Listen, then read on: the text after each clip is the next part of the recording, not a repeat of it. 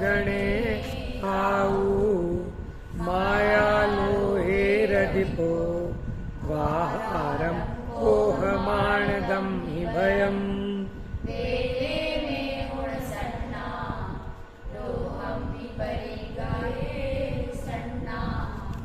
सागारो जोगो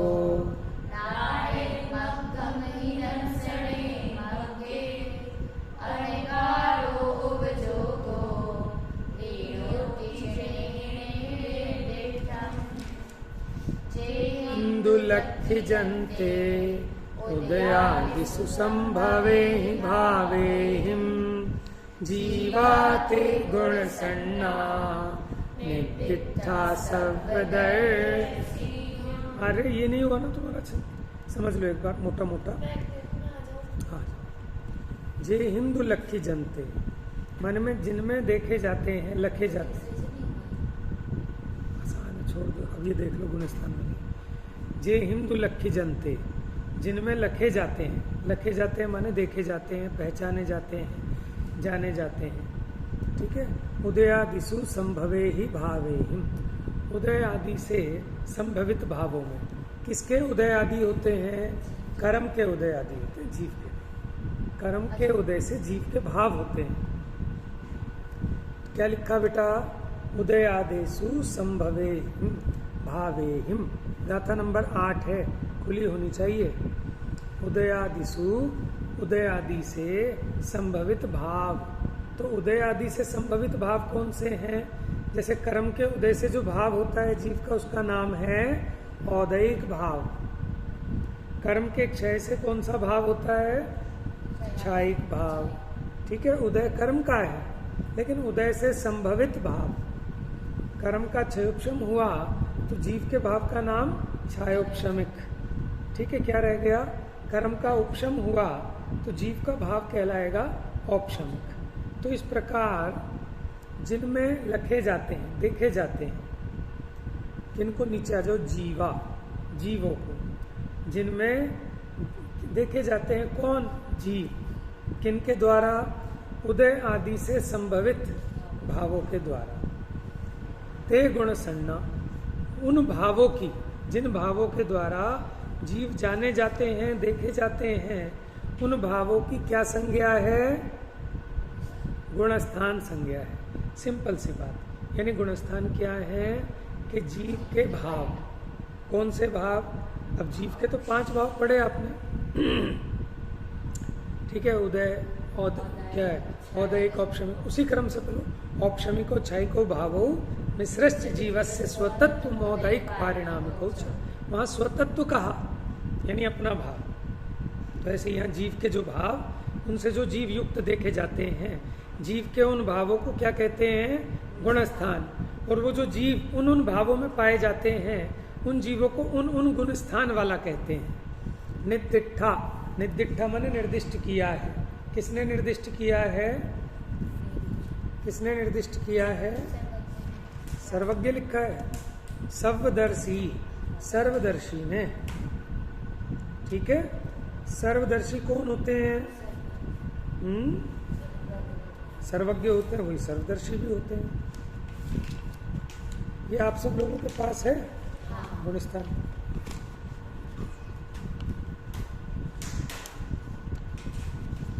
पहले 100 प्रश्न समझ लिए हैं आपने? मतलब याद नहीं किए, समझ तो लिए ना ढंग से। ये पता है आपको पूर्व स्पर्धक क्या होता है? अपूर्व स्पर्धक क्या होता है? कोई बात नहीं, मुझे तो बहुत आसानी हो जाएगी अगर आपको ये पहले 100 प्रश्न पता है।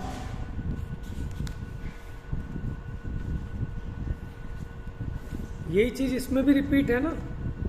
देखा आप लोगों ने, चेक किया? वो तो नहीं, उसमें उसके अलावा फालतू आगे होंगे। इतने प्रश्न तो सेम होंगे ना।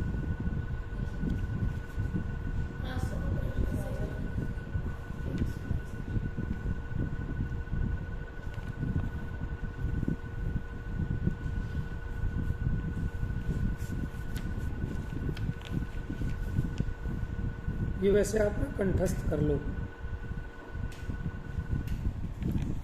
ये तो आपको कंठस्थ करने चाहिए।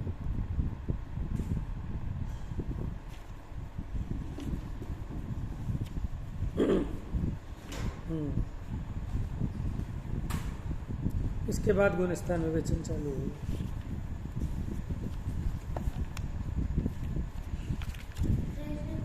जय जय, ठीक है, सेम है ये।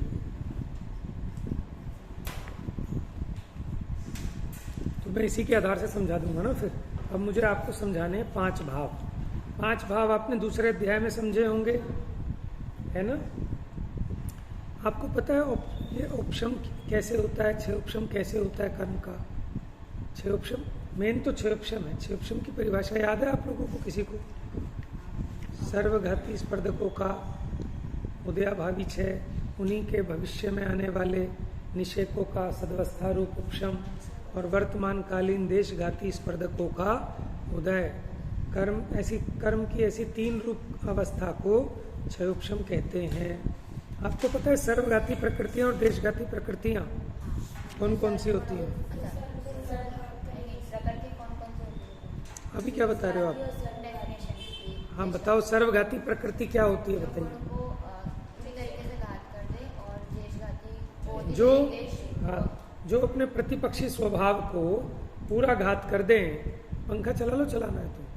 जो अपने प्रतिपक्षी स्वभाव को पूरा घात करें वो कहलाती है सर्वघाती, क्योंकि उसने सर्व माने, सर्व का मतलब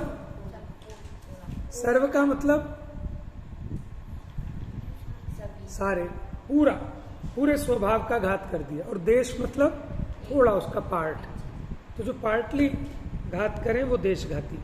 अब एक बात बताओ, चलो मैं इधर ही बताता हूँ बोर्ड पे। इसमें इतने निकाल के बताओ कौन सा क्वेश्चन है जिसमें देशघाती और सर्वघाती के भेद वगैरह हैं। तो अभी गुणस्थान की बात चली थी ना, जिन उदय आदि भावों में। अब इधर ध्यान से देखना जरा, देखो ऐसे ये सूरज है ना, इस सूरज के सामने ग्रहण हो जाता है, ग्रहण, ठीक है।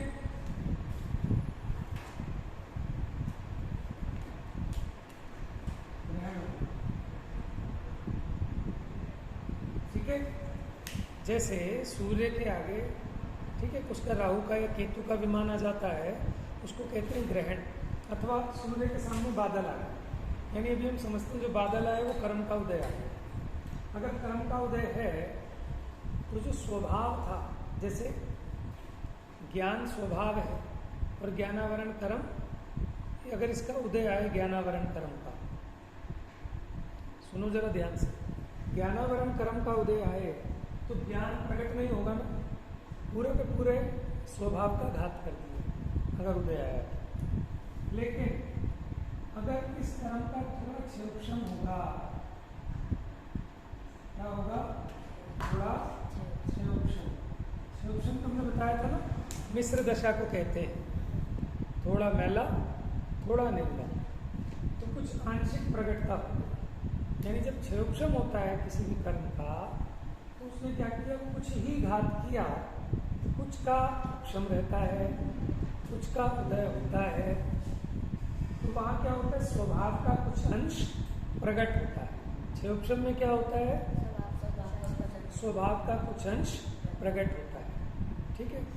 और अगर क्षय हो जाए या चलो उपशम हो जाए बादलों का, तो उपशम का मतलब क्या होता है, दब जाना। अभी थोड़े समय के लिए दब गए हैं लेकिन फिर उदय में आ सकते हैं। और जब बादल हट ही जाए, खत्म ही हो जाए, तो वो क्षय है। तो क्षय होने पर और उपशम होने पर ये जो स्वभाव है वो पूरी तरह व्यक्त होगा।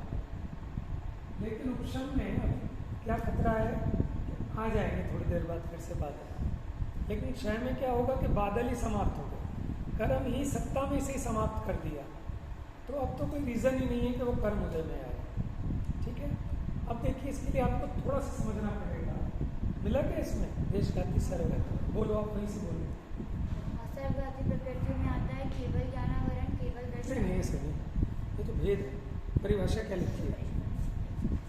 जो जीव के ज्ञानादि गुणों के अर्थात केवल ज्ञान केवल दर्शन पर्यायों की पूर्णता घात में निमित्त होने वाले कर्म को पहले तो समझ लेना, कर्म जीव का घात कर सकते हैं कि नहीं कर सकते?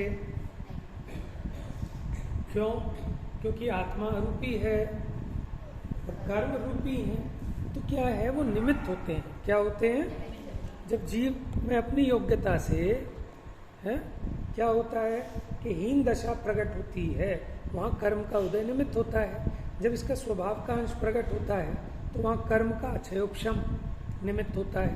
जब इसका पूर्ण स्वभाव प्रकट होता है तो कर्म का क्षय निमित्त होता है। यानी जीव और कर्म में निमित्त नैमित्तिकपना है, उपादान उपादेयपना नहीं। ठीक है? कौन सा कारण? निमित्त कारण। अब समझो स्वभाव और एक उसका प्रतिपक्षी कर्म। जैसे ज्ञान तो अपना स्वभाव है और उसका प्रतिपक्षी कर्म कौन सा है? कौन सा है? ज्ञानावरण कर्म। ठीक है? जैसे सुख अपना स्वभाव है, लेकिन इस सुख का घात करने वाला कर्म कौन सा है? अंतराय कैसे? पहले तो सबसे पहले मोहनीय याद आना चाहिए आपको। मोहनीय ने अपने सुख का घात किया। ठीक है? तो मोहनीय का अभाव होगा तो अनंत सुख प्रकट होगा। अपनी शक्ति का घात किसने किया? अंतराय कर्म। समझ में? इस प्रकार अपना स्वभाव है और उस स्वभाव का घातक कर्म, कर्म निमित्त है। अब जो कर्म की प्रकृति है वो दो तरह की प्रकृतियां हैं। जाओ क्या लिखा है? कर्म प्रकृतियां दो तरह की होती है। एक होती है सर्वघाती,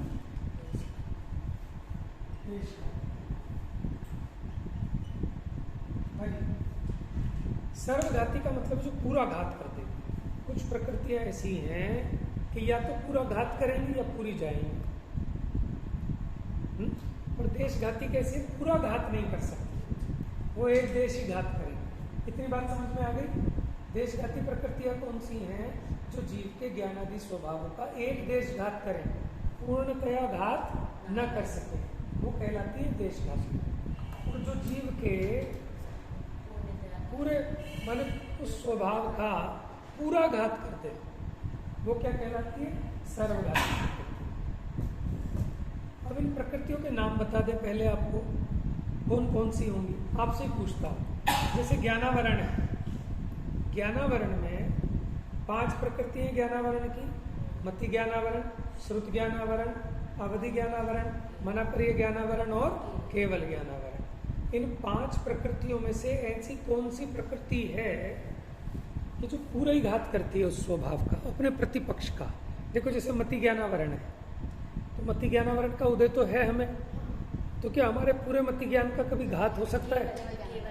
नहीं हो सकता। ध्यान से समझना।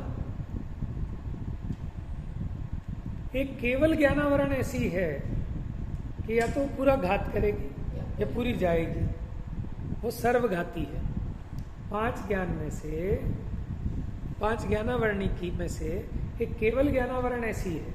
ऐसा नहीं हो सकता जैसे अपना थोड़ा सा मति ज्ञान प्रकट है, थोड़ा सा श्रुत ज्ञान प्रकट है, ऐसे किसी को हो सकता है थोड़ा सा केवल ज्ञान प्रकट हो जाए? होगा तो पूरा होगा, नहीं तो नहीं। समझ गए? कैसे है सर्वघाती प्रकृतियां? देख लो।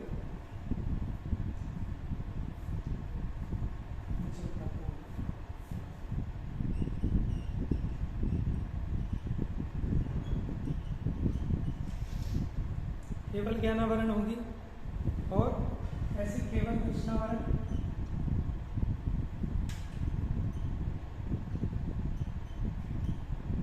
ज्ञानावरण की एक यहाँ आ गई तो बाकी जो 4 बची वो देशघाती है। मति ज्ञानावरण, श्रुत ज्ञानावरण, अवधि ज्ञानावरण, मनापरिय ज्ञानावरण, केवल दर्शनावरण। ठीक है? और 5 निद्राएं। ऐसे ही देखना, जरा चेक करते हैं। केवल दर्शनावरण, 5 निद्रा, 9 भेद होते हैं ना दर्शनावरण के। कौन कौन से? चक्षु दर्शनावरण, अचक्षु दर्शनावरण, अवधि दर्शनावरण और केवल दर्शनावरण, और 5 निद्राएं। तो केवल दर्शनावरण और 5 मुद्रा यहाँ आ गई 6, 9 में से 6 माइनस किए तो 3 यहाँ होंगे। ठीक है, दर्शनावरण की। फिर मोहनीय की। अब मोहनीय में समझना, मोहनीय के 2 भेद, दर्शन मोहनीय और चारित्र मोहनीय। अब दर्शन मोहनीय में से एक मिथ्यात्व और एक सम्यक मिथ्यात्व, ये दोनों सर्वघाती होंगे। देखना जरा। हाँ, मतलब ऐसा अलग अलग चीजें नहीं बताया, बस समय प्रकृति एक साथ दिया है। सम्यक प्रकृति तो उधर आएगा हाँ। और इधर नहीं बताई मिथ्यात्व दर्शन मोहिनी और सम्यक मिथ्यात्व दर्शन मोहिनी। है ना। तो देखो दर्शन मोहनीय की कौन कौन सी, एक तो मिथ्या, ये याद रखना पड़ेगा आपको, और सम्यक मिथ्या।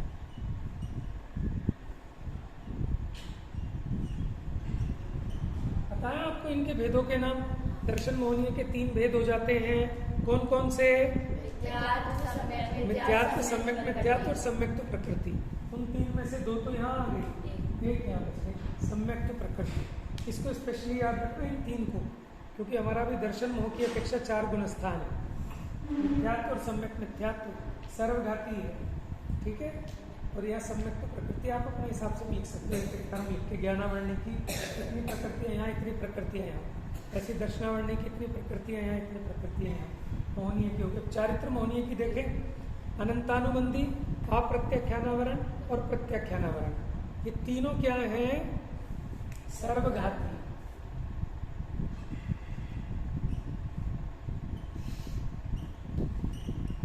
अनंतानुबंधी, अप्रत्याख्यानावरण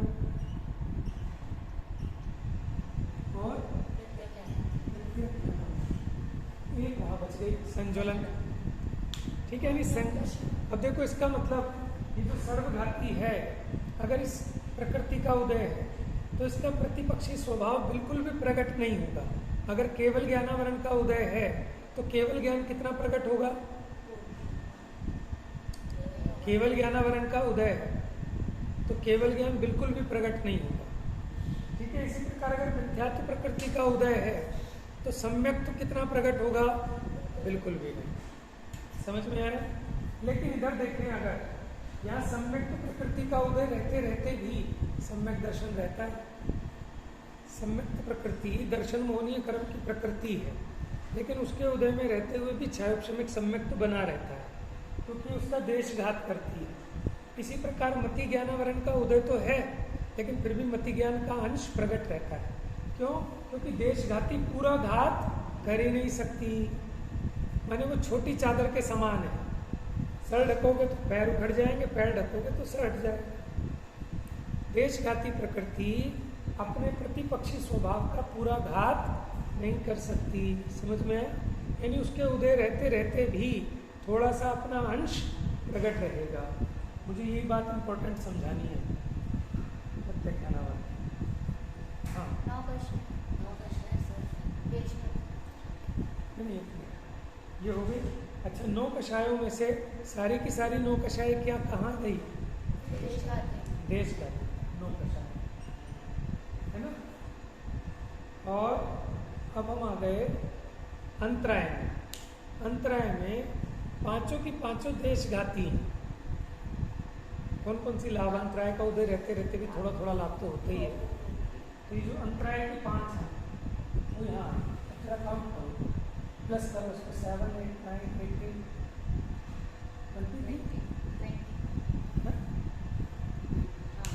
सही है? कोई रह गया क्या करना? 23 नहीं, मुझे भी गड़बड़ लग रही है। 4 हो गई ज्ञानावरण की, 3 हो गई दर्शनावरण, 1 हो गई। अच्छा, जैसे प्रत्याख्यानावरण 4-4 गिनी जाएंगी। 4 हो गई ना, क्यों? संज्वलन की 4 है ना। 4 अनंतानुबंधी, 4 प्रत्याख्यानावरण, 4 पता है क्यों? क्रोध मन माया लोभ भेद है। बोलो। 4 है और फिर 4, 8, 4, 12, तो ये तो सब ऐसे ही करेंगे। ऐसा करना। हाँ बोलो। यहाँ पे दर्शनावरण ये हो गई 26। हाँ। अब चला गया क्या? हाँ नहीं सही सही है। ये हो गई 26। 26 प्रकृति क्या होगी? देश घाती और सर्वघाती गिनो। 1 2 3 4 5 9 9 7 13 4 17 4 21 हो गई सर्वघाती। ठीक है। अब एक मजे की बात बताता हूँ आपको जो इम्पोर्टेंट बताया। पहले आप ये याद रखना, दर्शन मोहनी की कितनी प्रकृतियां हैं? 3। खड़ा हो जाओ बेटा, जल्दी खड़ा होकर बताओ। दर्शन मोहनी की कितनी प्रकृतियां हैं? एकदम सीधा, बिल्कुल पैर मिला के, अटेंशन जिसको कहते हैं। दर्शन मोहनी की कितनी प्रकृतियां हैं? परी बताओ, खड़े हो जाओ जल्दी से। नहीं पता? दर्शन मोहनी की, दर्शनावरण की नहीं, बताओ कौन कौन सी? अब बताओ, बताओ, आवाज नहीं आई। बोलो।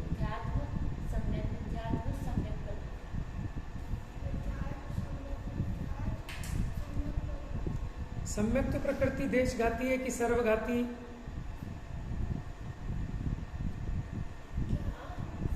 सम्यक्त प्रकृति, तुम्हारी आवाज गत्ती जैसी होती जा रही है। हाँ, देशघाती। हाँ भाई, जल्दी बताओ। देखो, मिथ्यात्व और सम्यक मिथ्यात्व ये सर्वघाती, पूरा घात करती है अपने स्वभाव।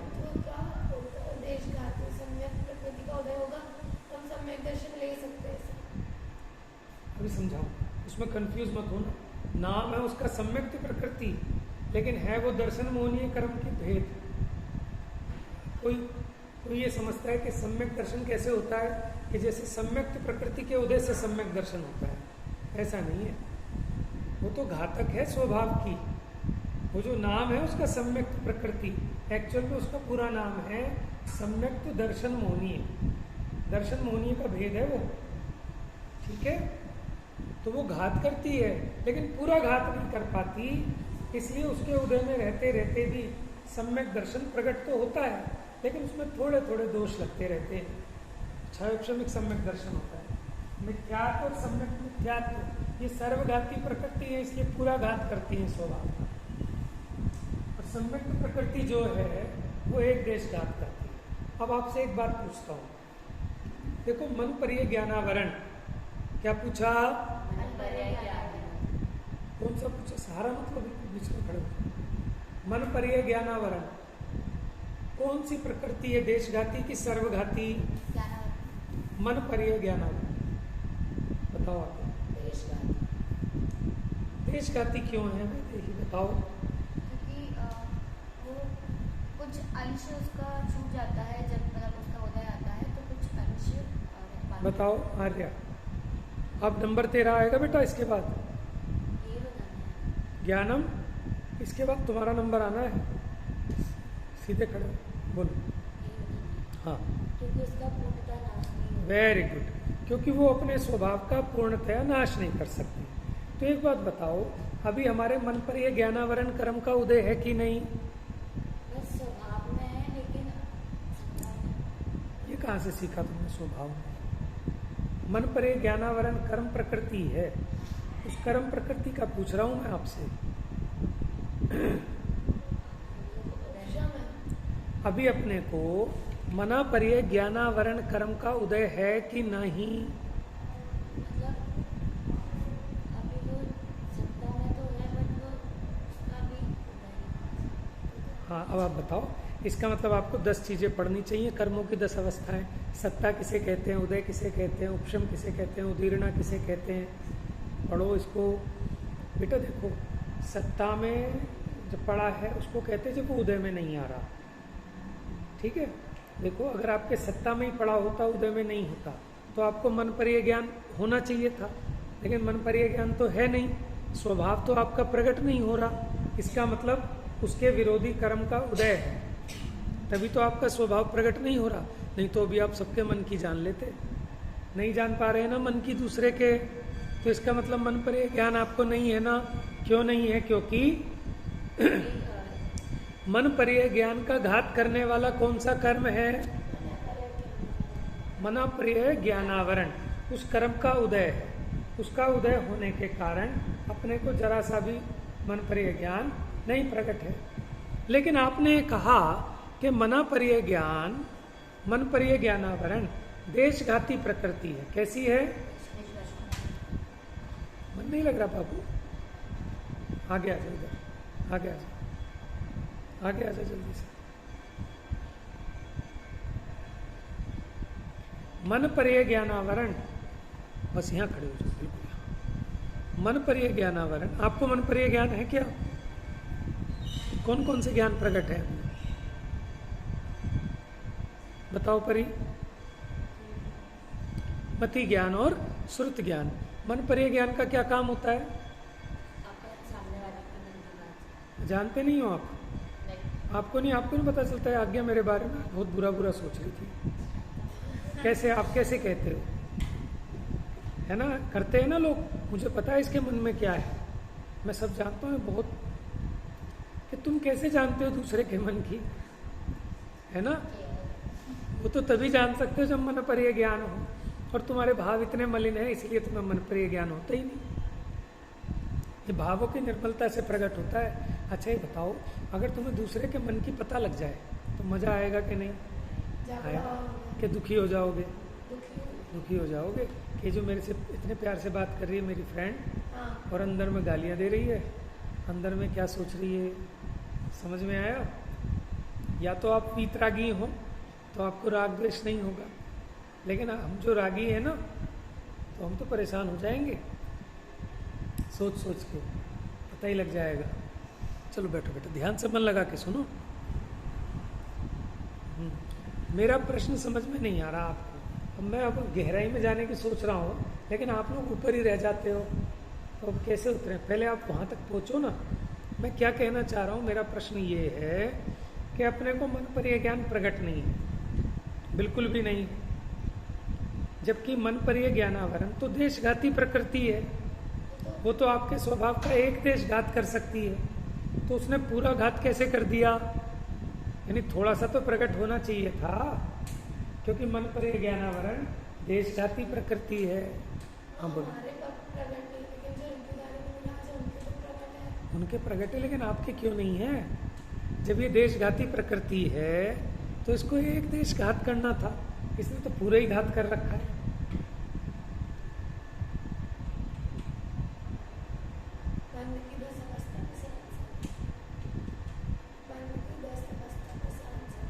किसमें से? कर्म की 10 अवस्था में, बंध की 10 अवस्थाएं तो होती नहीं, वो तो कर्म की 10। हाँ नहीं, थोड़ा सा लॉजिकली सोचिए आप लोग। अब उसी के लिए मैं आपको अभी तो इंट्रोड्यूस कर रहा हूँ कि ऐसा क्यों है। आपको पहले प्रश्न समझ में आना चाहिए, तब तो मैं आगे बढ़ूंगा। मेरे कहने का मतलब ये है कि जब मन पर्य ज्ञानावरण देशघाती है, तो देशघाती किसे कहते हैं? कि जो अपने प्रतिपक्षी स्वभाव का पूरा घात न करें, एक देशघात करें। और सर्वघाती वो होती है जो अपने प्रतिपक्ष स्वभाव का पूरा घात करें। तो जो मन पर्य ज्ञानावरण है, इसका प्रतिपक्षी स्वभाव क्या है? मना पर्य ज्ञान। तो अपने अगर देशघाती प्रकृति का उदय भी है, तो अपना पूरा का पूरा मन पर्य ज्ञान नष्ट क्यों है? थोड़ा सा भी प्रकट नहीं है, थोड़ा तो होना चाहिए था। क्वेश्चन समझ में आ रहा है? मैं देशघाती और सर्वघाती के तरीके से पूछ रहा हूँ। ज्ञप्ति, आर यू गेटिंग? नहीं आ रहा समझ में? मुझे समझ ही नहीं आएगा। चलो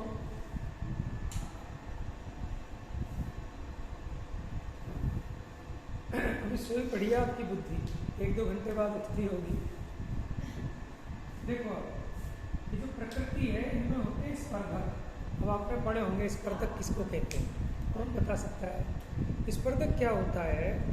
कि जो कर्म है ना, कर्म की अनुभाग की तरफ से जो उसकी सबसे छोटी इकाई है वो स्पर्धक है। नहीं, वर्गणा स्पर्धक, वर्ग के समूह को वर्गणा, वर्गणाओं के समूह को स्पर्धक कहते हैं। यानी स्पर्धक अनुभाग की तरफ से, उसकी बलदान क्षमता की तरफ से हमने उस कर्म प्रकृति का क्या नाम दिया? स्पर्धक। जैसे आप कोल्ड ड्रिंक है, कोल्ड ड्रिंक में कितनी ठंडक है, थोड़े में कम ठंडक है, किसी में ज़्यादा ठंडा है, तो उस ठंडे को आप कैसे नापते? फ़ारेनहाइट से नापें या सेल्सियस से नापते हैं ना उस डिग्री से।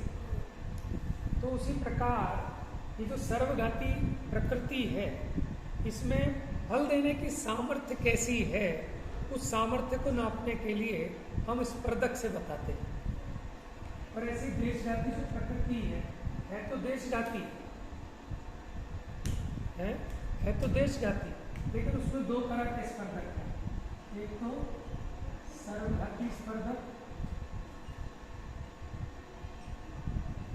और एक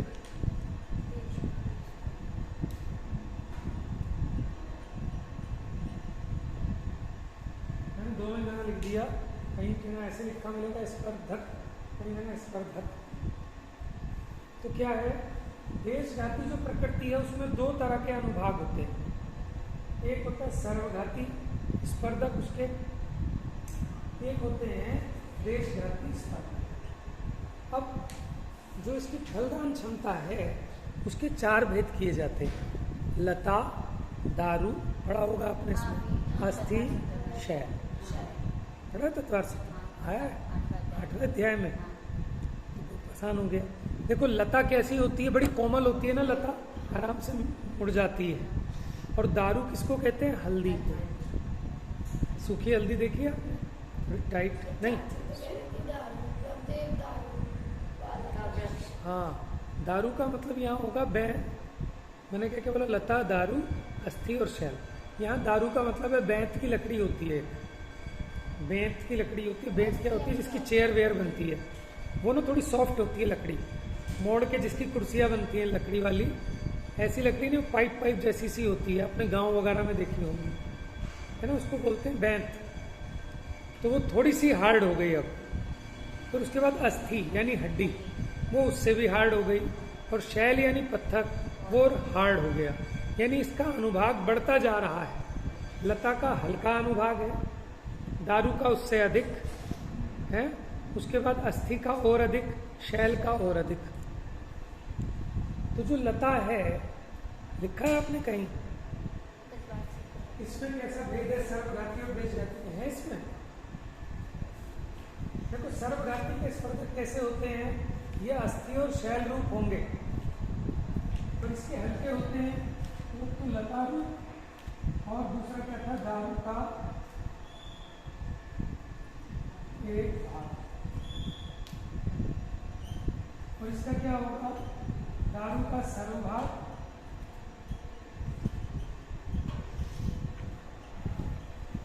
और फिर अस्थि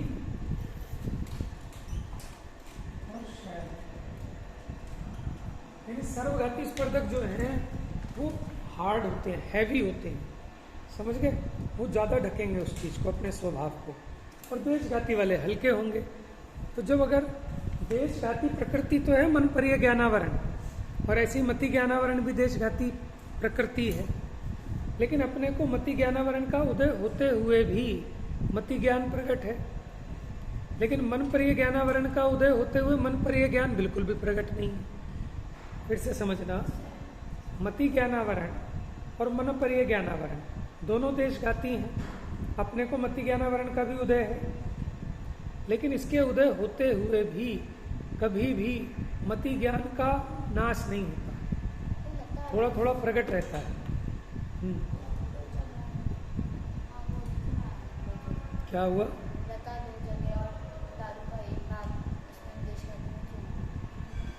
लता दो जगह कहाँ लिखा है? देखो देशघाती स्पर्धक होंगे हल्की डिग्री के, देशघाती स्पर्धक होंगे कि हल्का फल देने वाले। जब हल्का फल देंगे तभी तो अपना स्वभाव कुछ प्रकट हो पाएगा। और ये हैवी दारू जो सेकंड वाला है ना, बैंत वाला, उसमें भी क्या स्थान बढ़ते जाते हैं, टाइट होता जाएगा। तो उसमें जो ऊपर का एक भाग है, यानी जिसमें हल्के अनुभाग हैं, वो चला गया उसमें देशघाती स्पर्धक में। और जो अधिक अनुभाग वाला है, बाकी बहुभाग, दारू का सर्वभाग नहीं, बहुभाग, बहुभाग। चलो कोई बात नहीं, एक बार आपके कानों में तो पड़ेगा, कम से कम जब नेक्स्ट टाइम कभी समझेंगे तो अच्छा समझ में आएगा, है ना। तो थोड़ा सा डिफिकल्ट है और मुझे नहीं पता कि आप इस संबंध में कितना पुराना अभ्यास किया है। मैं 3-4 दिन से सोच रहा हूँ, इसीलिए नहीं ले पा रहा था। कभी कोई बच्चा एब्सेंट है, कभी कोई, मैंने कल ले ही लो। तो अब इतनी सिंपल सी बात समझ लो, जैसे मति ज्ञानावरण है तो देशघाती प्रकृति। अब 2 मिनट कंसंट्रेट करके सुन लो, टाइम हो गया। मति ज्ञानावरण है तो देशघाती प्रकृति, लेकिन अपने को देशघाती प्रकृति में से देशघाती स्पर्धकों का उदय है, इसलिए मति ज्ञानावरण का उदय रहते हुए भी अपना मति ज्ञान प्रकट है। लेकिन मन पर यह ज्ञान क्यों प्रकट नहीं है? भले ही वो है तो देशघाती प्रकृति, लेकिन उसके अभी अपने को सर्वघाती स्पर्धकों का उदय। किसका उदय है? तो देशघाती प्रकृति होने के बावजूद भी जरा सा भी मन पर यह ज्ञान प्रकट नहीं, क्योंकि सर्वघाती स्पर्धक का उदय है। ये समझाना चाह रहा हूं। अच्छा, अभी जो सर्वघाती हैं, अगर इनमें भी ऐसा हो जाए कि थोड़ा देशघाती स्पर्धक हो तो थोड़ा सा केवल ज्ञान प्रकट हो जाए, लेकिन इसमें ऐसा नहीं है। इसमें क्या है, सारे के सारे सर्वघाती स्पर्धक ही होते हैं। इसीलिए ये जो है ना, ये इनमें सिर्फ उदय होगा या क्षय होगा। ये जो सर्वघाती प्रकृतियां हैं, इनमें या तो उदय होगा या क्षय होगा, लेकिन इनमें उदय भी होगा, क्षय भी होगा, उपशम भी हो सकता है। वो हम पार्टिकुलर पढ़ेंगे कि किस किस में हो सकता है, किस किस में, क्योंकि उपशम सिर्फ सम्यक्त्व और चारित्र में ही होता है। इसमें होता है सम्यक्त्व और चारित्र में ही होता है, उपशम में, बाकी में नहीं होता, लेकिन सामान्य कह रहे हैं। और इनमें क्षयोपशम भी हो सकता है। मेन बात समझाने में क्षयोपशम, तो क्षयोपशम देशघाती प्रकृतियों में ही संभव है। क्यों? क्योंकि देशघाती प्रकृतियों में देशघाती स्पर्धक का ऑप्शन है, तो थोड़ा सा अंश प्रकट हो सकता है। क्षयोपशम में ऐसे ही होता है, थोड़ा स्वभाव का अंश प्रकट होता है, थोड़ा ढका रहता है। अब आप ये नोट कर लेना, क्योंकि जब मैं क्षयोपशम की परिभाषा सुनाऊंगा, अब समझना क्षयोपशम की परिभाषा कैसे है। अभी अपने को मति ज्ञान जो प्रकट है, ये मति ज्ञानावरण का क्षयोपशम। क्षयोपशम में क्या होता है? सर्वघाती स्पर्धकों का उदयाभावी क्षय होता है, यानी सर्वघाती स्पर्धकों का उदय हो जाएगा तो ज्ञान बिल्कुल प्रकट नहीं होगा। ये जो सर्वघाती स्पर्धक हैं, इनके उदय का अभाव है, इनका उदय नहीं होगा, उदयाभावी क्षय बोलते हैं इसको। और भविष्य में आने वाले इन्हीं सर्वघाती स्पर्धकों का सदवस्था रूप उपशम, और वर्तमान में देशघाती स्पर्धकों का उदय। तो ऐसे 3 रूप कर्म की अवस्था को क्षयोपशम कहते हैं।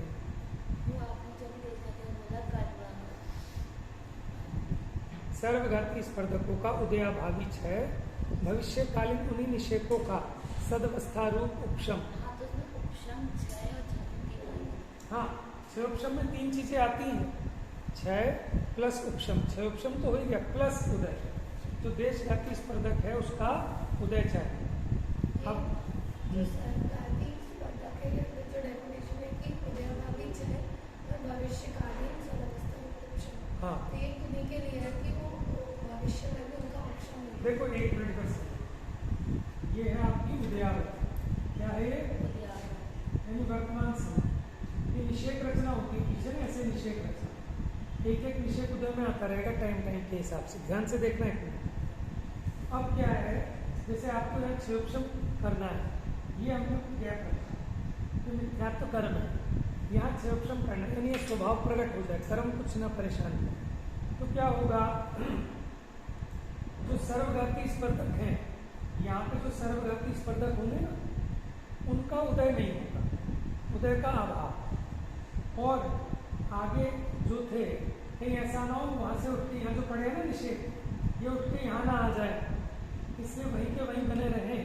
इसको कहते हैं भविष्यकालीन उन्हीं कर्म के निषेधों का वहीं के वहीं बना रहे। एक तो यहाँ पे ना हो, उदयाभावी क्षय, और आगे जो उदय में आने वाले थे वो वहीं के वहीं बने रहे, समय से पहले ना आ जाए यहाँ पर। इसको कहते हैं भविष्यकालीन विषयकों का सदवस्थारूप उपशम और वर्तमान में हल्का हल्का, ये देश जाति स्पर्धकों का उदय। ऐसे 3 रूप कर्म की अवस्था को क्षयोपशम कहते हैं। ये विषय कठिन है, लेकिन आप थोड़ा सा, मुझे भी लग रहा है मैंने गलती कर दी, लेना नहीं था, लेकिन कोई बात नहीं। आज पहली बार लिया है, कुछ समझ में आएगा। आज से पहले शायद सुना ही नहीं होगा आपने। अभी कोई बात नहीं, आज आप एक बार सुना है ना, एक दिन जब सब बच्चे होंगे, ठीक है, एक थोड़ा सा हम ऐसा सेट करेंगे, जिस दिन 8 के 8 बच्चे होंगे उस दिन हम सारे कठिन विषय ले लेंगे जो समझाने वाले हैं, क्योंकि बाकी चीज़ें तो उन्हें सुन के समझ में आ जाएगी, है, लेकिन ये चीज़ें आप आपस में समझा भी नहीं पाओगे, ठीक है। तो आप लोग क्या देखते हैं, एक तो आपको ये याद होनी चाहिए देशघाती प्रकृतियाँ कौन सी है, सर्वघाती कौन सी है। सर्वघाती में सारे सर्वघाती स्पर्धक होते हैं। देशघाती में 2 तरह के होते हैं, सर्वघाती स्पर्धक और देशघाती स्पर्धक। क्षयोपशम को समझने के लिए इतनी मेहनत की है हमने। ये क्षयोपशम अपने आप में बड़ी कठिन चीज़ है। ये क्षयोपशम आपको समझ में आ जाएगा तो सारे रहस्य खुल जाएंगे आपको कर्णान्वय के, ये कर्म संबंधी मिथ्यात्व के और इसके उसके। समय ज़्यादा हो गया। जा वाणी के ज्ञान से सूझे लो कालो, सो वाणी मस्तक नमो सदा देत हूँ धो।